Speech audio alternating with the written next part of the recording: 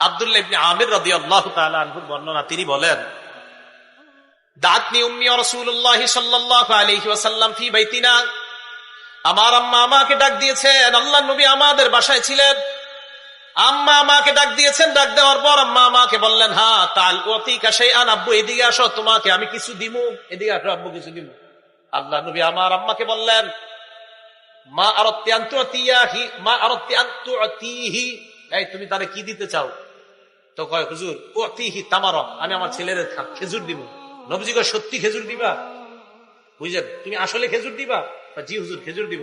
আল্লাহ নবী বললেন, শোনো, আমা আন্নাকি লাও, দেখেন, আমা আন্নাকি, যদি তুমি মা আতাইতি শাইআ, তোমার ছেলেকে ডাক দেওয়ার পর যদি তুমি কিছু না দিতা, কুতিবাত ইনদাল্লাহি কাযিবা, তোমার নামে আল্লাহর কাছে একটা মিথ্যা কথা লেখা হয়ে যেত। আব্বু এদিকে আসো, মজা দিব।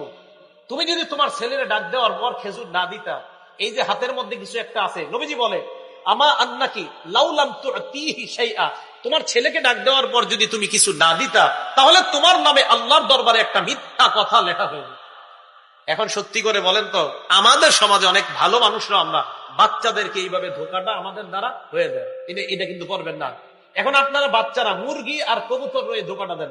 মুরগি জবাই করার জন্য মুরগির এইভাবে ডাক দেন, হাতে আদার, মুরগি মনে করছে সত্যি আদার আছে, বেচারা আসছে, আসার পরে আপনি আদার না দিয়ে ধরে জবাই করছেন, এটা আপনি মিথ্যাবাদী, মিথ্যা কথা বলছেন। ঠিক, হ্যাঁ, আজকে আপনারা মানে সবাই টেনশনে, কি ইডি আপনি কি কইতেছেন আন্তাজি ভাই, আমি তো হাদিস শোনাইতেছি।